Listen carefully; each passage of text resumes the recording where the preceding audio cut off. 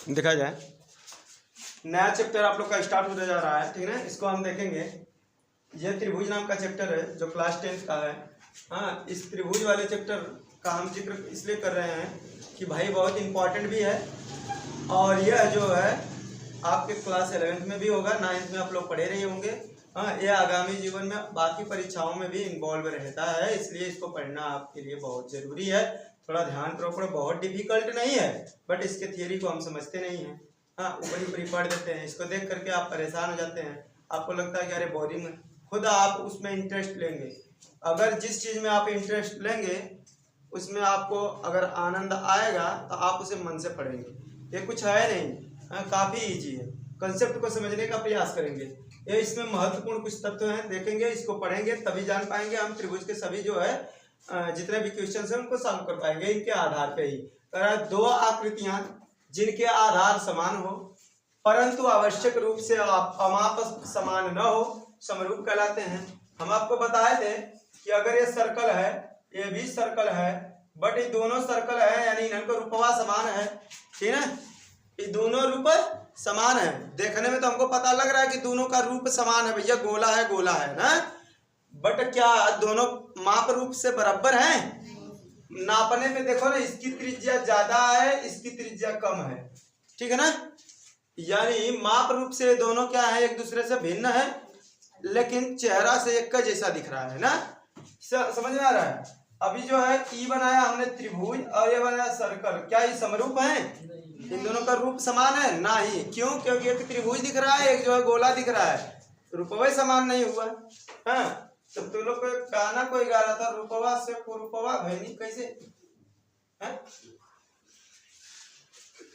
हाँ? रूपवा से कुरूपवा भैनी तोहरा प्रेम में, ऐसे कुछ है। हाँ, ऐसे कुछ है, यानी पहले रूप बढ़िया रहे और हम ना खैनी तू ना खैला, तू कैला ना ही कैला, ऐसे करे में बानर हो गए दोनों, है ना। कोई किसी से स्नेह ना लगाए। हकीकत अपने माता पिता भाई बहन के अलावा दुनिया में स्नेह नाम का चीज है ये नहीं है, अट्रैक्शन है, वर्ल्डली अट्रैक्शन। हर एक लोग दूसरे को धोखा देने का काम करते हैं, बजहुआ काम करते हैं, और हर लोग एक दूसरे पर अपना अधिकार थोपते हैं।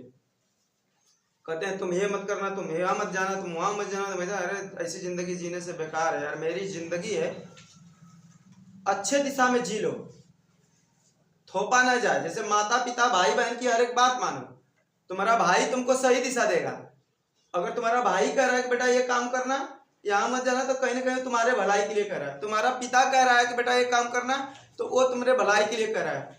तुम्हारी बहन कह रही है तो तुमको गड्ढे में नहीं ढकेलेगी, वो तुमको सही दिशा बताएगी।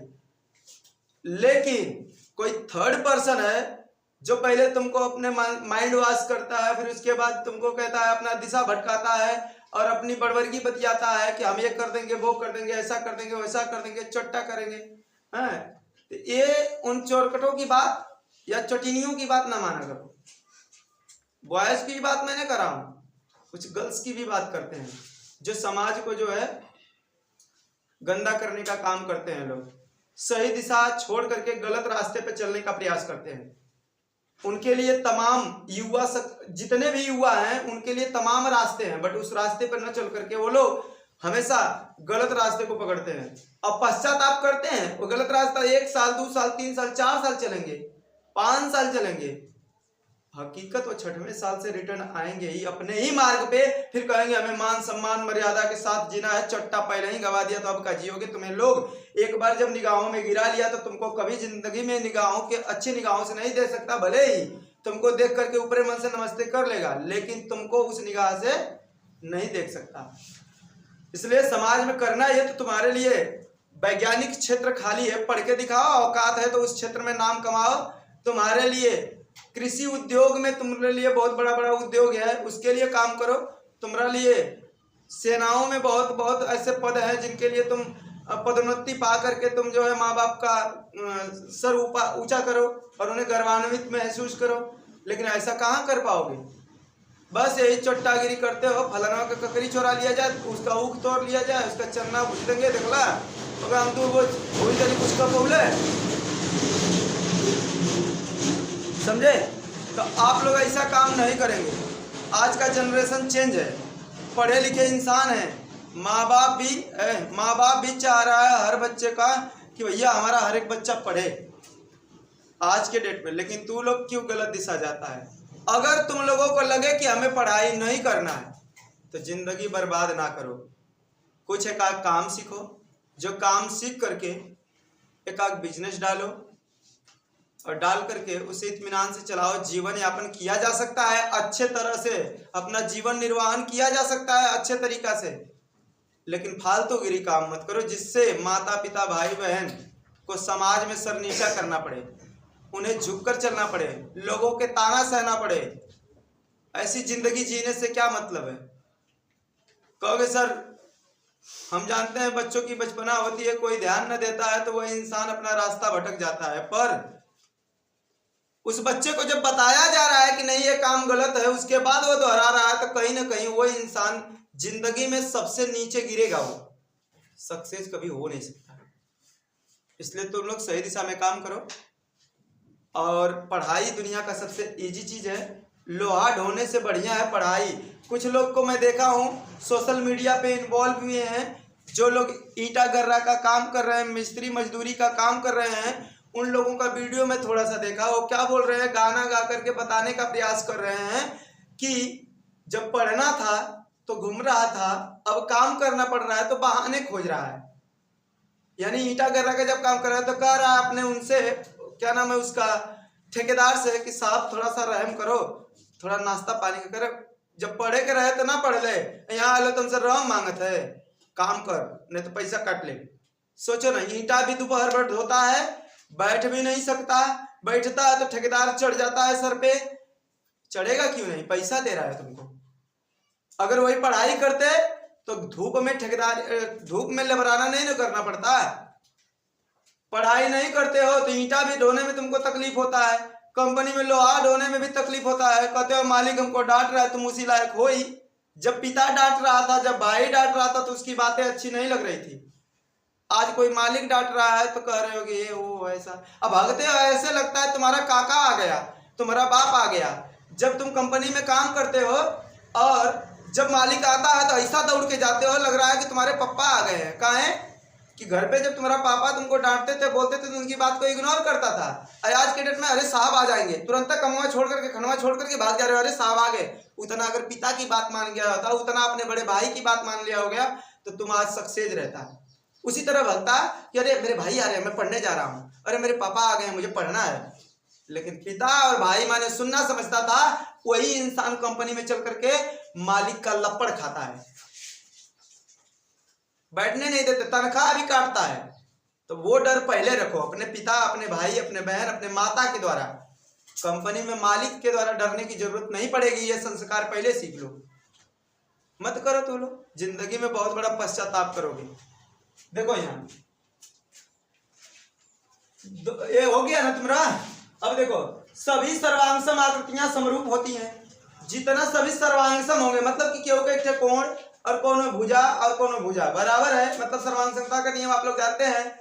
Side side side, angle angle angle, angle angle side या साइड एंगल साइड, इस आधार पे त्रिभुज समरूप होते हैं। मतलब कि उनकी भुजाएं कहीं कहीं बराबर होती है, कहीं कहीं कोण बराबर होते हैं ना, कहीं कहीं कोण और भुजा बराबर होते हैं, उनके आधार पर त्रिभुज सर्वांगसम हो जाता है। तो कह रहा है कि इस स्थिति में तो वो आकृतियां समरूप हो सकती हैं। लगा था कि दूगो भुजा बराबर हो और दूगो कोण बराबर है तो ये हो सकता है रूपो सेम होगा, मतलब वो त्रिभुज तो वो त्रिभुज हो सकता है ना। अरे भाई देखो ना, हमने बनाया ये 90 डिग्री का एंगल, इधर दिख रहा है कैसे? मत दिखे। देखो हमने बनाया, इसमें देखो ये बनाया 90 डिग्री का एंगल, बनाया कि नहीं? 90 डिग्री का एंगल बन गया। और थोड़ा सा एक बड़ा त्रिभुज बनाया, इसमें भी ये 90 डिग्री का एंगल बना कि नहीं? समरूप दिख रहा है कि नहीं? रूप समरूप दिख रहा है, लेकिन भले उसकी आकृति बढ़िया है ना। यो 90 बनल, यो 90 चीना छोट होकले से कोण छोट ना होला। अब जैसे आए देखा ऐसे झुका के बना दिए, मतलब कि मान लो ये 30 अंश का कोण हमने बनाया है, अब इसको थोड़ा बढ़ा दिया, ये 30 अंश का कोण है कि नहीं? अगर उसको ऐसे लेके ऐसे लिखूंगा, क्या 30 अंश ना होगा? अरे वो तो एंगल उतना ही पे झुका है भाई। इसका मतलब सभी सर्वांगसम समरूप हो सकते हैं, लेकिन जरूरी ना कि सभी सर्वांग सम क्या हो सकते हैं, समरूप हो सकते हैं। अब दूसरा वृत्त, एक वृत्त सभी सर्वांग सम समरूप नहीं हो सकते। हो सकता है वो कोण और भुजा के आधार पर समरूप होगा, लेकिन ओकर जो है एक आध कोण बराबर नहीं हो, ठीक ना। तो सभी समरूप सर्वांगसम नहीं हो सकते, लेकिन सभी सर्वांगसम समरूप हो सकते। यदि एक रेखा किसी त्रिभुज की दो भुजाओं को एक ही अनुपात में विभाजित करता है तो तीसरी भुजा के क्या होता है, समांतर। इस लोग को बताया ना, एक त्रिभुज बा, अगर तुम्हारा मन किया सर एक रेखा खींचा दिला, देखा दो छोड़ के काटे बदे काट दिया, ई जो है तीसरकी के क्या होगा, समांतर हुई है। यदि यदि यदि अब अगर वही चीज सर हम इस त्रिभुजवा को यहाँ से न काट करके इस त्रिभुजवा का सर जो है हम हेनिये से काट देंगे, यहाँ से काट दिए, थोड़ा सा इस पे देखने में तिरछा हो गया, काट दिए, ये 2 पॉइंट पे काटा तो इस भुजा के बराबर समांतर हुआ कि नहीं हुआ। अगर हुआ जो है तुम्हारा इस पे न कट करके चाहे इधर कट जाए, मतलब इधर कट जाएगा तो इसके समांतर होगा कि नहीं होगा। मतलब दो भुजा को काटेगा तो तीसरी भुजा के क्या होगा, हाँ, या तो तीसरी भुजा के समांतर होने के लिए हमको दो भुजा को अलग अलग बिंदुओं पर काटना पड़ेगा। क्लियर है ना, ये भी कर सकते हो। एक वाले पॉइंट के अकॉर्डिंग कह रहा है कि भुजाओं की समान संख्या वाले दो बहुभुज समरूप होते हैं यदि उसके संगत कोण बराबर हो। उनका कोणवा कुल बराबर होगा, चाहे मारे भुजाओं का तका से, तब वो का हो जाए समरूप। जब सब कोण बराबर है तो समरूप वही तब है ना, ठीक है। कह रहा है कि उनकी संगत भुजाएं एक ही अनुपात में हो, और उनकी संगत भुजा जो भुजा मिली है वो अनुपात में भी उनका समान हो, तब कोण भी समान हो सकता है ना, तो वो समरूप त्रिभुज कहला सकता है। यदि किसी त्रिभुज की भुजा समांतर अन्य दो भुजाओं के भिन्न भिन्न बिंदुओं को वह बतिया है, वह भिन्न दो बिंदुओं को काटेगा करने के लिए रेखा खींची जाए तो अन्य दो भुजाओं के क्या अनुपात को समान अनुपात में काटता है ना। तो अब जैसे त्रिभुज बनाई नहीं है तो कहा था कि एक तीसरी भुजा खींचबा, अगर दो जगह काटे बदे तो उस समान अनुपात में काट देला और एक समांतर हो गया। क्लियर है कि ना, वही बतिया को कह रहा है जो पहले बताए थे, ठीक है ना, उल्टा थोड़ा सा बोल दिया है। पहले जिसको पहले बोले थे उसको बाद में, बाद वाला को पहले। कह रहा है कि यदि दो त्रिभुजों में संगत कोण बराबर हो, दो त्रिभुज के संगत कोण, इधर वाला कोण उस वाले कोण के बराबर है, संगत कोण बराबर है।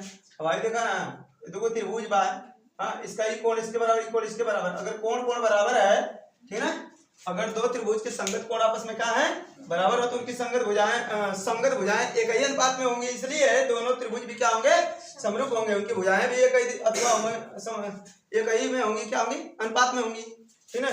करा यदि दो त्रिभुजों में एक में एक त्रिभुज के दो कोण क्रमशः दूसरे त्रिभुज के दोनों कोण के बराबर हो, तब वो क्या हो जाए, समरूप। एक त्रिभुज का दुगो कोण बा, दूसरे के त्रिभुजवा के भी कोण के बराबर हो तो समरूप कर ले।